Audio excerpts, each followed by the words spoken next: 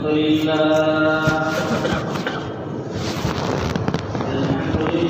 نحمده ونستعينه ونستغفره ونؤمن به ونتوكل عليه ونعوذ بالله من شرور أنفسنا ومن سيئات أعمالنا ونعوذ بالله من شرور أنفسنا ومن سيئات أعمالنا ونعوذ بالله من شرور أنفسنا ومن سيئات أعمالنا من يهده الله فلا مضل له ومن يضلل فلا هادي له ونشهد أن لا إله إلا الله ونشهد أن سيدنا ومولانا محمدا عبده ورسوله صلى الله تعالى عليه وعلى آله وأصحابه أجمعين أما بعد فأعوذ بالله من الشيطان الرجيم بسم الله الرحمن الرحيم ولقد كرمنا بني آدم سبحان ربك رب العزة عما يصفون وسلام على المرسلين والحمد لله رب العالمين اللهم صل على سيدنا محمد وعلى آل سيدنا محمد وبارك وسلم اللهم صل على سيدنا محمد وعلى آل سيدنا محمد وبارك وسلم اللهم صل على سيدنا محمد وعلى آل سيدنا محمد وبارك وسلم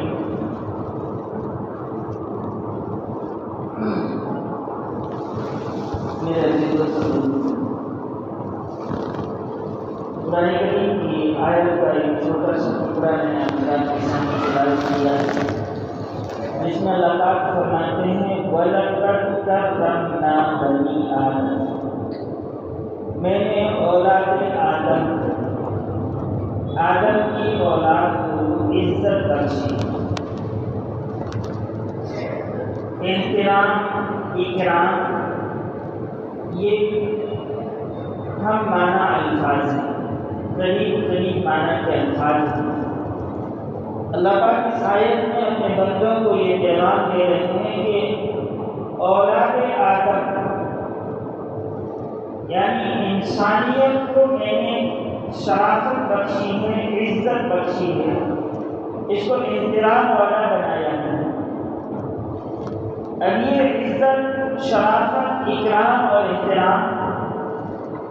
کئی صورتوں میں اللہ پاک نے عطا فرمایا ہے، جس میں سب سے پہلی یہ ہے کہ الصورۃ الحسنہ، انسان کو میں نے بہترین شکل و صورت کے اندر پیدا کرنا ہے، باقی تمام مخلوقوں کے مقابلے میں انسان کو خوبصورت بنایا ہے۔ سورہ 32 جو آیات کی صورت ہے،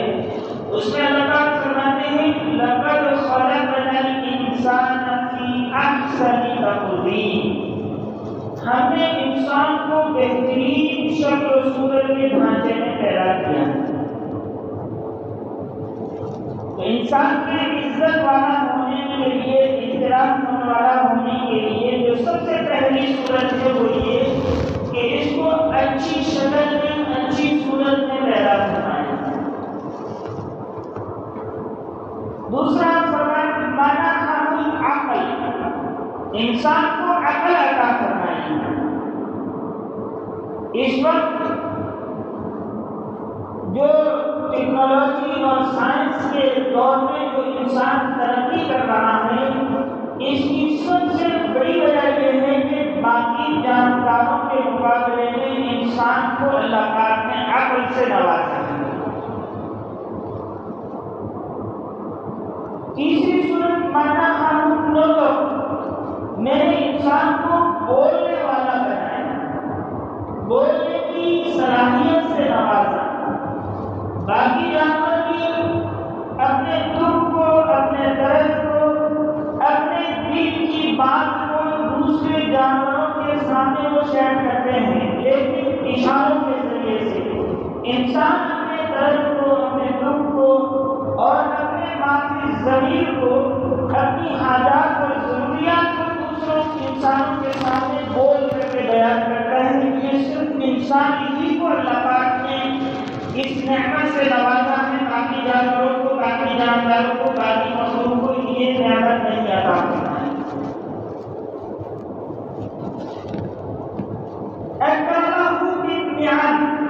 اللہ پاک نے مختلف نعمتوں سے انسان کو نوازا۔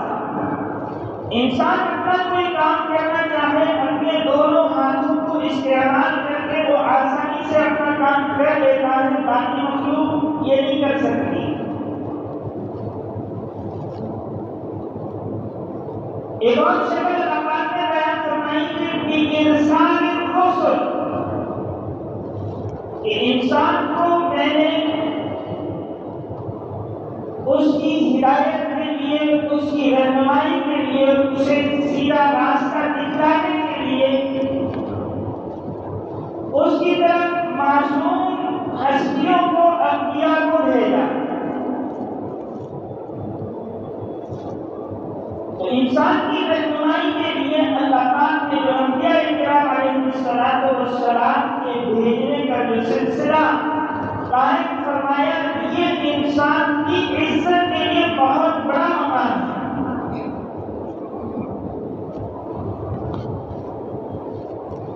اور ایک چیز جو اللہ پاک نے اس انسان کو عطا فرمائی، جس کے ذریعے سے اس انسان کو عزت ملی، وہ ہے کہ اس کے سینے میں ایک سانس کرنے والا اللہ پاک نے دل عطا فرمایا۔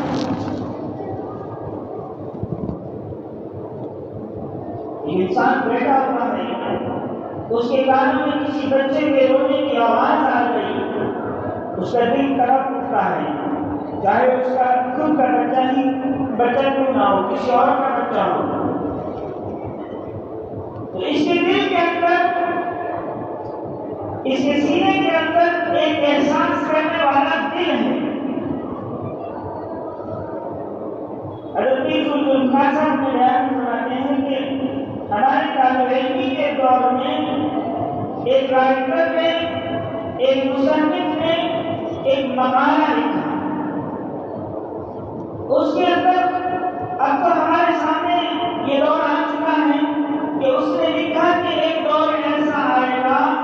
کہ ایک انسان بنائے گا، روبوٹ بنائے گا، جو اللہ کی تخلیق کرتا انسان ہے، اللہ کا پیدا کیا ہوا انسان ہے، اس کے مقابل میں یہ ایک انسان دوسرے انسان کو پیدا کرے گا، بنائے گا، مشینری کے ذریعے سے، ٹیکنالوجی کے ذریعے سے، اس کو روبوٹ کہتے ہیں۔ اور وہ اس کے مقابلے میں کئی معنوں میں بہتر ہوگا، زبان کے لحاظ سے، علم کے لحاظ سے۔ ہم ایک زبان بول سکتے ہیں، 2 زبانیں بول سکتے ہیں، 3 زبانیں بول سکتے ہیں، لیکن جو روبوٹ ہوگا اس کے اندر ایسی چپ ڈالی جائے گی کہ وہ دنیا کے کسی بھی ملک میں چلا جائے گا تو اس ملک کی زبان بھی بولے گا، اور اس ملک کے اندر جہاں اس روبوٹ کا استعمال کیا جائے گا، کسی بھی ملک کا انسان وہاں آ کر کے اپنی زبان میں اس سے بات کرے گا تو وہ اس کا ٹرانسلیشن کرے گا۔ سارے علوم و فنون اس کے اندر بھرے ہوئے ہوں گے۔ تو یہ انسان اللہ کے سامنے اپنے اس بنائے ہوئے روبوٹ کو انسان کو پیش کرے گا کہ اللہ تو نے بھی ایک انسان پیدا کیا اور میں نے بھی ایک انسان پیدا کیا، تیرے پیدا کیے بنائے ہوئے انسان کے مقابلے میں میرا بنایا ہوا انسان صلاحیت کے اعتبار سے بہت زیادہ بہتر ہے۔ اللہ تبارک و تعالیٰ 5 روبوٹ کو ایک لائن میں کھڑا کریں گے اور اس کا بٹن دبائیں گے، وہ قدم سے قدم ملا کر کے چلنا شروع کریں گے۔ چلتے چلتے اچانک کسی پرزے کے اندر، کسی فنکشن کے اندر کوئی مسٹیک کر دی جائے گی، کوئی گڑبڑی کر دی جائے گی، کسی تار کو توڑ دیا جائے گا، تو ایک روبوٹ اس میں سے کھڑا ہو جائے گا اور باقی چاروں اپنا قدم سے قدم ملا کر کے آگے چلتے رہیں گے۔ انہیں یہ احساس نہیں ہوگا کہ ہمارے ایک ساتھی کو تکلیف پہنچی ہے، ہم اس کو سنبھالیں۔ اسی کے ساتھ میں ایک دودھ اللہ کے پیدا کیے ہوئے انسانوں کو ایک راستے میں چلایا جائے گا، تو اچانک اس میں سے کسی ایک کے جسم میں کہیں درد پیدا کیا جائے گا اور وہ درد کی وجہ سے تڑپ کر کے کروا کر کے نیچے گر پڑے گا، تو باقی چاروں انسان اپنا کام چھوڑ کر کے اس کو سنبھالنے لگ جائیں گے۔ کوئی اس کے ہاتھ میں مالش کرے گا، کوئی اس کے سر میں مالش کرے گا، کوئی پاؤں میں مالش کرے گا، اور اس کی طرف کو دیکھ کر کے ان کی آنکھوں سے آنسو بہنے لگ جائیں گے۔ اللہ پاک کہے گا کہ میرے بنائے ہوئے انسان میں اور تیرے بنائے ہوئے انسان میں فرق یہ ہے کہ میں نے اس کے سینے میں ایک درد محسوس کرنے والا، ایک تکلیف محسوس کرنے والا، ایک دوسرے بھائی کی ہمدردی اور خیرخواہی پیدا کرنے والا دل رکھا ہے، اور تیرے بنائے ہوئے روبوٹ کے اندر یہ دل نہیں ہے۔ تو اللہ تبارک و تعالیٰ نے یہ جو انسان بنایا ہے، یہ انسان بڑی عظمت والا انسان ہے، بڑے احترام والا انسان ہے، بڑے اکرام والا انسان ہے۔ خود اللہ پاک فرماتے ہیں وَلَقَدْ كَرَّمْنَا بَنِي آدَمَ، آدم کی اولاد کو، یعنی آدم کی بنی آدم کو، انسان کو میں نے عزت والا، احترام والا اور اکرام والا بنایا ہے۔ اور اس کی بہت سی شکلیں اور صورتیں ہیں جو میں نے آپ کے سامنے بیان کی۔ اور اللہ تبارک و تعالیٰ نے اس انسان کو جو دین دیا، جو شریعت دی، اس کے اندر اس بات کی تعلیم دی کہ کون سا انسان افضل ہے، اللہ کو کون سا انسان محبوب ہے۔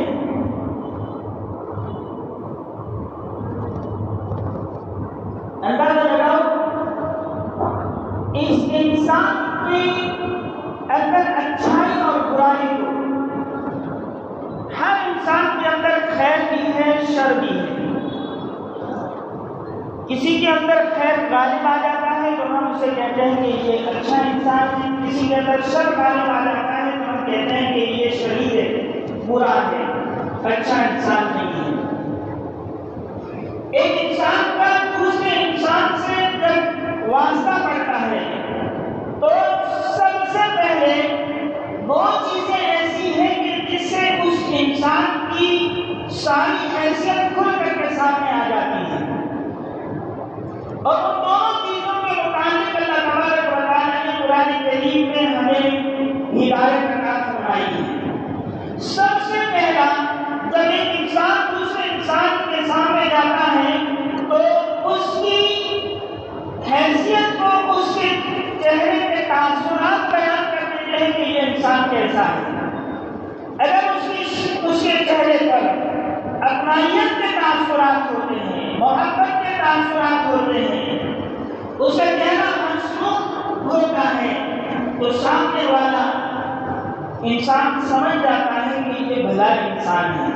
اس کے دل میں اس کی محبت پیدا ہو جاتی ہے، اپنائیت پیدا ہو جاتی ہے، اور اسے ہمت ہو جاتی ہے کہ میں اس سے آگے بڑھ کر کے بات کروں۔ لیکن اسی کے مقابلے میں انسان کے جذبات، انسان کے چہرے کے تاثرات غصے والے ہوں، اس کے شکل و صورت سے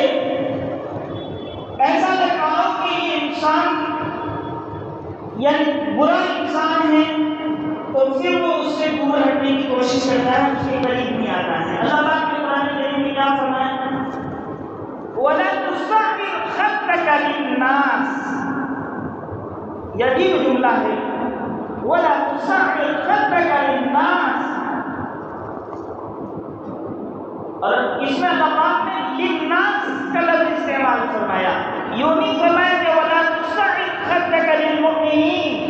یا یوں نہیں فرمایا کہ وَلَا تُصَعِّرْ خَدَّكَ لِلْمُسْلِمِينَ، لِلنَّاسِ کا لفظ استعمال فرمایا کہ جب تیرا کسی سے واسطہ پڑے تو اس سے ملاقات کرنا چاہے تو تیرے چہرے کی غصے والے تاثرات کو اس کے سامنے مت لا، چاہے وہ انسان کسی بھی مذہب سے تعلق رکھتا ہو، کسی بھی ذہنیت سے تعلق رکھتا ہو، کسی بھی قوم اور برادری سے تعلق رکھتا ہو، وہ انسان ہے، اس سے ملاقات کرے تو ہنسمکھ چہرے کے ساتھ ملاقات، غصے چہرے کے ساتھ ملاقات مت کر، ولا تصعر خدك للناس، اپنائیت والے جذبے کے ساتھ اس سے مل تو۔ اور پھر دوسری جو بات ہوتی ہے کہ ملاقات ہونے کے بعد آدمی کا بات چیت شروع ہوتی ہے، تو ایک بات چیت کے اندر ایک تو ہوتا ہے کہ انسان بھڑکتے الفاظ کے اندر، ڈانٹ والے ڈپٹ والے الفاظ کے اندر اس سے ملاقات کرے، اور ایک یہ کہ اس کے ساتھ اچھے الفاظ کا انتخاب کر کے اور محبت کے الفاظ کے اندر اس سے بات کرے۔ تو اللہ پاک نے فرمایا وَقُولُوا لِلنَّاسِ حُسْنًا، یہاں بھی لِلنَّاسِ کا لفظ استعمال فرمایا کہ وَقُولُوا لِلنَّاسِ، جب تو کسی انسان سے بات کرے حُسْنًا، اچھے الفاظ میں اس سے بات کرے۔ حضرت پیر القاسم صاحب بیان فرماتے ہیں کہ بڑے اچھی مثال سے سمجھاتے ہیں کہ مسجد کے اندر ایک نوجوان آیا، پہلی مرتبہ بیچارہ آیا، مسجد کے آداب سے اور مسجد کی ماحول سے واقف نہیں ہے، اس کا پاجامہ ٹکنے سے نیچے جا رہا ہے، بال بکھرے ہوئے ہیں، اور ایک بے ڈھنگے طریقے کے ساتھ مسجد میں داخل ہوا تو ایک تو مسجد سے واقف انسان وہ ہے جو اس سے غصے میں چہرہ بنا کر اس سے کہتا ہے کہ شرمیاں کس انداز میں مسجد میں اللہ کا گھر ہے، تیرے کو اللہ کے گھر کا احترام کرنا ہے۔ اور دوسرا انسان ہے جو اس کے سامنے مسکراتا ہے، ہنستا ہے، اس کی پیٹھ پہ ہاتھ رکھتا ہے اور پھر پوچھتا ہے کہ کیا نام ہے بیٹا تیرا، کس کا لڑکا ہے، اچھا تیرے باپ میرے بڑے اچھے دوست ہیں، بڑا گندا لڑکا ہے، مسجد کے اندر دیکھ بڑا ہی مسجد کے اندر آیا، یہ تھوڑے پاجامہ اوپر کر لے، یہ ٹھیک نہیں ہے۔ اس انداز کو بات کرے گا، دونوں کا مقصد ایک ہی ہے کہ اس کو مسجد کا آداب سکھانا، لیکن ایک غصے چہرے کے ساتھ اس کے سامنے جاتا ہے، بڑھتے الفاظ سے اس سے بات کرتا ہے، ایک ہنستے ہوئے چہرے سے اس سے ملتا ہے اور پیار کی بات اس سے کہتا ہے۔ پہلے والا جب بھی گلی کے اندر ملے گا تو وہ نوجوان اس کے پاس سے گزرتا ہوا موٹی موٹی اپنے من میں گالیاں دے کر کے اور غصے کے ساتھ بے احترامی کے ساتھ اس کے پاس سے گزر جائے گا، لیکن دوسرا شخص جب بھی اس کے سامنے آئے گا تو دور سے ہی دیکھتے ہوئے وہ نوجوان مسکرائے گا، اس سے سلام کرے گا، مسامحہ کرے گا اور اس کا ادب ادا کر کے آگے گزرے گا، اور پھر دوبارہ وہ مسجد میں آنے کا اس کا دل چاہے گا کہ میں مسجد میں جاؤں جہاں بڑے پیار سے لوگ بلاتے ہیں۔ اور پہلے والا انسان بولے گا کہ کہاں کیسے بھول کے میں اس جگہ آ گیا، مجھے تو وہاں جانا چاہیے کہ شراب کھانے میں اگر کسی گلاس میں ڈوب جائے تو شراب پلانے والا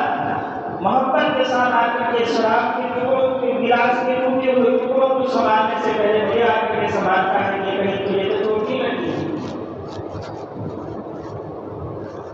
شریعت نے ایک اصول بتایا کہ جب بھی کسی سے ملو تو غصے چہرے کے ساتھ مت ملو، لا تصعر خدك للناس، جب بھی کسی سے بات کرو قولوا للناس حسنا، اچھے الفاظ میں بات کرو۔ دوسری جگہ اس بات کو اللہ کے رسول نے اور واضح کر کے بیان فرمایا، لا تکف شرك عن الناس، تو لوگوں کو اپنے شر سے بچا۔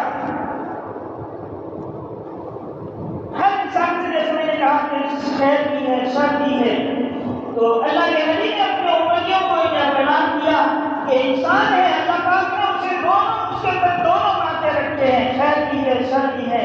لیکن اچھا انسان وہ ہے جو ہمیشہ اپنے شر سے دوسرے لوگوں کو بچاتا ہے۔ یہ چھوٹی سی مثال ہے کہ ایک انسان ہے، دوسرے انسان کو دیکھ کر کے اس کے دل میں ایک جذبہ پیدا ہوتا ہے کہ میں اس کے ساتھ مذاق کر کے اس کی تھوڑی انسلٹ کروں، اس کو تھوڑا ذلیل کروں، اور اس کے ساتھ مذاق کر کے میں لوگوں کو ہنساؤں۔ یہ اس کے اندر شر پیدا ہوا، لیکن وہی اس کے دل کے اندر یہ جذبہ پیدا ہوتا ہے کہ اگر میں نے اس کا مذاق کر دیا، اس کے ساتھ انسلٹ کا معاملہ کر دیا، اس کا دل دکھ جائے گا، یہ ذلیل ہو جائے گا، مجھے ایسا نہیں کرنا چاہیے۔ اس دل کے اندر اٹھنے والے شر کو وہ تباہ کر کے اس کے ساتھ وہ مذاق کا جو اس کا ارادہ تھا اس کو ٹال دیتا ہے، تو اللہ کے رسول نے فرمایا کہ اللہ اس کو صدقے کا اجر عطا فرمائیں گے۔ یہ ہے لا تکفر شر الناس، اپنے شر سے لوگوں کو بچاؤ۔ دوسری جگہ اللہ کے رسول صلی اللہ علیہ وسلم نے فرمایا کہ دو چیزیں ہوتی ہیں، ایک تو یہ کہ بندہ اللہ سے محبت کرے، اور دوسری چیز ہوتی ہے کہ اللہ بندے سے محبت کرے۔ تو نبی پاک صلی اللہ علیہ وسلم نے فرمایا احب الی اللہ انفعهم الناس، اللہ کو اپنے بندوں میں سے وہ بندہ سب سے زیادہ محبوب ہے جو لوگوں کو نفع زیادہ پہنچاتا ہے۔ مسجد میں تو سبھی سب سے اچھے ہیں، نماز پڑھنے کے لیے آئے ہیں، سبھی اچھے نظر آتے ہیں ہمیں، لیکن اللہ کہتا ہے کہ باہر جو لوگوں کے ساتھ اچھا ہے مجھے وہ سب سے زیادہ محبوب ہے۔ لوگوں کو نفع پہنچانے کی جو زیادہ کوشش کرتا ہے، لوگوں کو نقصان سے بچاتا ہے۔ خیر الناس من ينفع الناس، دوسری حدیث یاد آ گئی، اللہ کے رسول فرماتے ہیں خیر الناس، لوگوں میں سب سے انسانوں میں سب سے اچھا انسان وہ ہے من ينفع الناس، جو انسانوں کو سب سے زیادہ نفع پہنچاتا ہے۔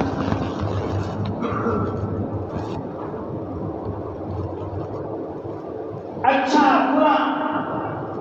ہم کہتے ہیں کہ یہ فلاں خاندان سے یہ اونچا ہے، یہ فلاں ڈگری حاصل کیا ہوا ہے، یہ سب سے افضل ہے، سب سے اونچا ہے۔ نبی پاک صلی اللہ علیہ وسلم نے آج سے 1450 سال پہلے حجۃ الوداع کے موقع پر یہ اعلان کر دیا کہ تم میں کوئی عالمی اجمی پر یا اجمی عالمی پر، کوئی کالا گورے پر یا گورا کالے کے اوپر کسی کو کسی پر فضیلت حاصل نہیں ہے۔ یعنی علاقے کی بنیاد پر، نسل کی بنیاد پر یا کلر کی بنیاد پر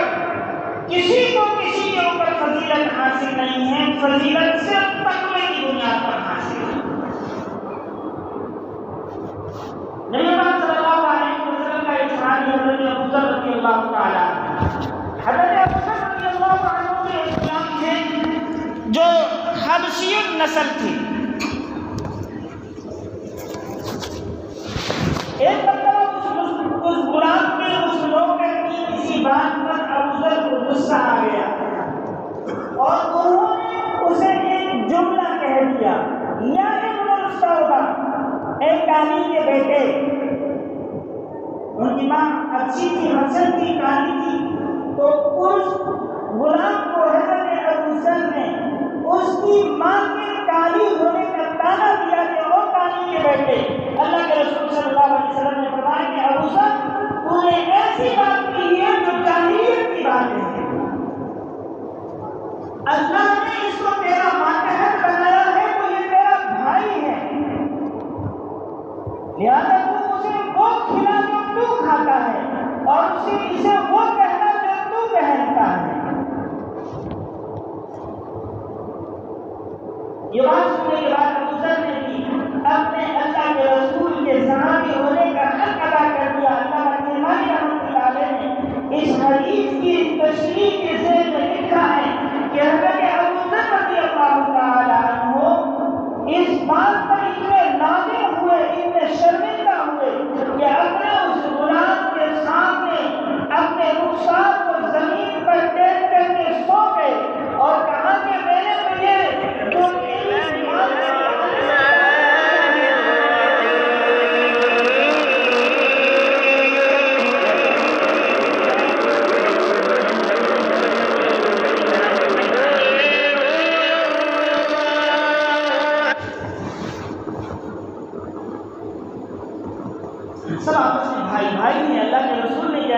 دیا ولا تحسسوا ولا تجسسوا ولا تباغضوا وكونوا عباد الله اخوانا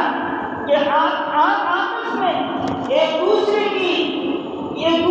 کمیوں کو مت تلاش کرو، ایک دوسرے کی جاسوسی مت کرو، ایک دوسرے کی قیمت مت کرو، اور آپس میں بھائی بھائی بن کرتے رہو۔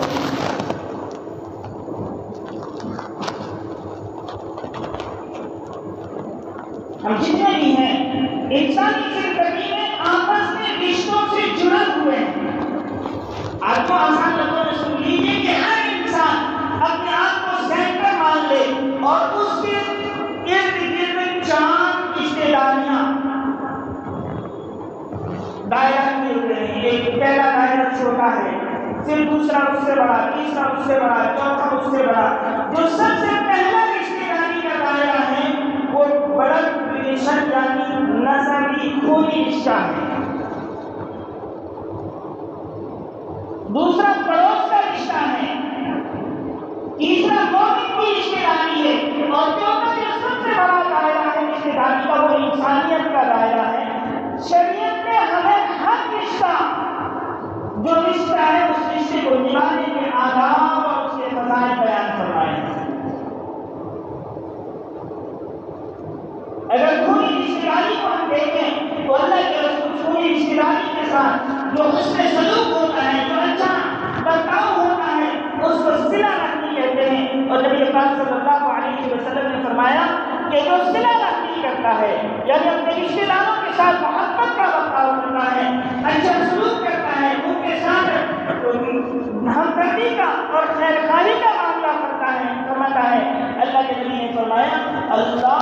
اس کے رزق میں برکت عطا فرما دیتے ہیں اور اس کی عمر کو بڑھا دیتے ہیں۔ اور یہ فرمان اللہ تعالیٰ فرماتے ہیں کہ جو رشتے کو جوڑے گا میں اس کے ساتھ اپنے رشتے کو جوڑ دوں گا،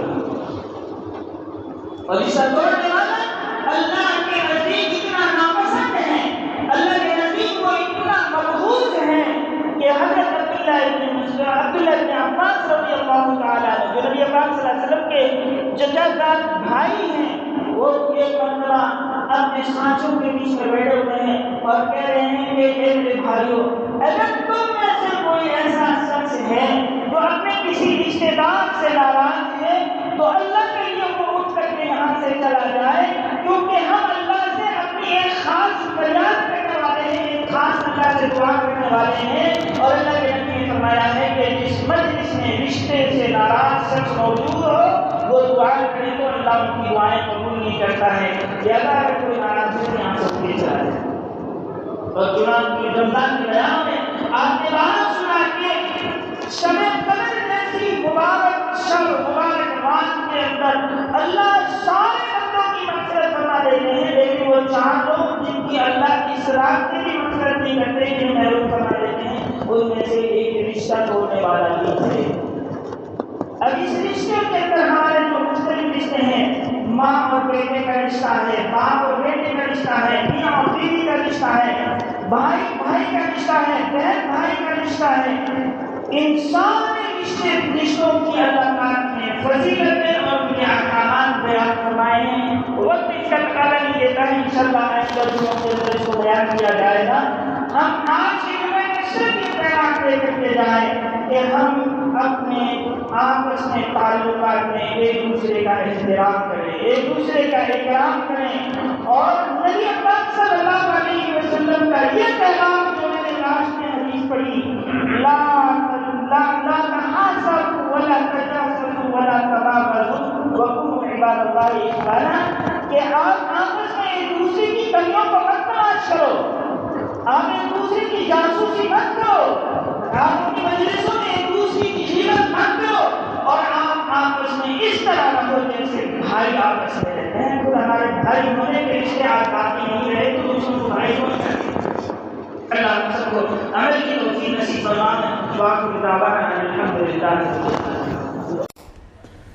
Thanks for watching. Don't forget to like, comment, share and subscribe to Al Wahid channel.